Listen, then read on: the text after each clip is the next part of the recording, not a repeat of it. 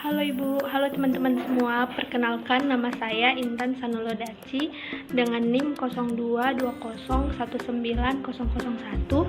Sekarang saya tinggal di Desa Hilisimetane, Kecamatan Manyamele, Kabupaten Nias Selatan.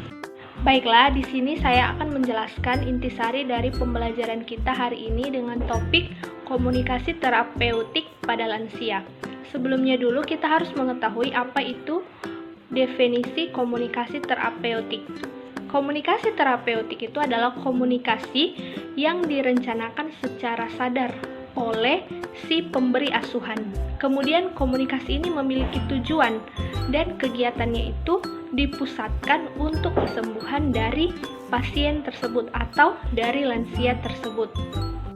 Kemudian di sini saya akan menjelaskan apa manfaat dari kita melakukan komunikasi terapeutik pada lansia. Manfaatnya yaitu kita lebih mudah mengidentifikasikan, mengungkapkan perasaan, dan mengkaji masalah yang sedang dialami oleh lansia tersebut. Kemudian kita juga dapat dengan mudah mencegah dan mengambil tindakan untuk menyelesaikan masalah dari lansia tersebut.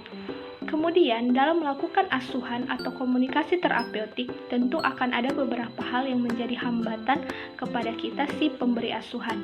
Hambatan-hambatan itu diantaranya yaitu lansia masih bersikap tertutup sehingga dia sulit untuk membuka diri, kurang mempercayai kita sebagai pemberi asuhan sehingga hal-hal yang kita tanyakan itu pun tidak tercapai. Kemudian, lansia masih bersifat egois, menganggap dirinya lebih hebat dari orang lain. Kemudian tidak mau berkomunikasi dengan sembarang orang. Jadi dia memilih orang-orang yang bisa dipercayainya untuk mengungkapkan apa yang ia rasakan. Kemudian masih menggunakan prinsip lamanya, sehingga sulit untuk menerima saran dan masukan dari kita dan menganggap bahwa ilmu yang kita berikan itu, saran yang kita berikan itu tidak penting bagi dia. Kemudian menganggap dirinya paling hebat dan tidak mau disalahkan. Dan yang terakhir, yang membuat gangguan-gangguan itu bisa terjadi juga karena adanya gangguan fisik pada lansia. Contohnya, adanya gangguan pendengaran sehingga dia sulit mendengar apa yang kita sampaikan. Dan ada juga gangguan penglihatan sehingga dia sulit untuk memahami bahasa tubuh yang kita berikan. Nah, dari beberapa hambatan-hambatan tersebut, tentunya kita harus berusaha mencari solusi untuk menyelesaikan hambatan tersebut sehingga komunikasi atau asuhan yang kita rencanakan itu bisa tersampaikan kepada lansia tersebut. Bagaimana kita mencegahnya? Yang pertama itu kita lakukan pendekatan kepada lansia tersebut, baik pendekatan secara kontak langsung atau dari beberapa teknik yang bisa kita berikan. Kemudian kita berkomunikasi dengan pelan dan jelas kepada lansia tersebut. Apabila lansia itu mengalami gangguan pendengaran, dia sulit mendengar, maka kita harus lebih hati-hati dalam berbicara, lebih pelan atau suaranya agak dikeraskan dan kemudian lebih dekat ke telinga lansia tersebut. Kemudian kita hindari menggunakan bahasa-bahasa yang bersifat medis atau bahasa-bahasa yang sulit dipahami oleh orang awam atau lansia tersebut, sehingga bahasa-bahasa yang kita berikan itu tidak menimbulkan rasa penasaran, menimbulkan rasa takut dan tersinggung kepada lansia tersebut. Dia bisa saja tersinggung karena dia tidak mengerti apa maksud dari bahasa yang kita berikan. Kemudian itu kita lakukan sentuhan dengan memegang tangannya ketika kita berbicara, kita berikan kepadanya ketenangan sehingga dia lebih mudah percaya dengan kita. Dia lebih mudah mengekspresikan perasaan dan masalah yang sedang dia alami. Kemudian kita hindari menyalahkan lansia tersebut.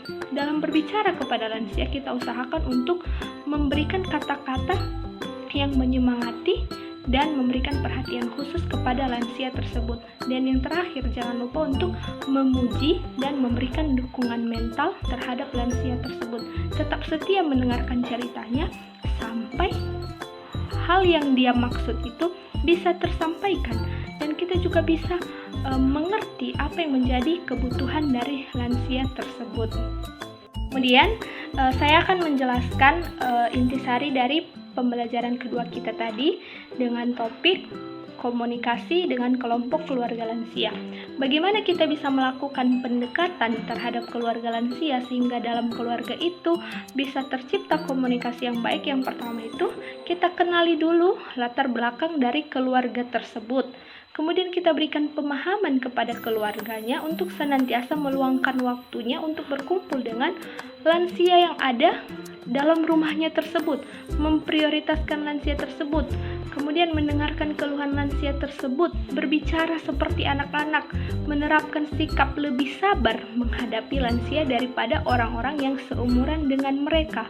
Kemudian berikan pemahaman, kemudian berbicaralah dengan senantiasa memuji, jangan terus-terusan menyalahkan lansia tersebut.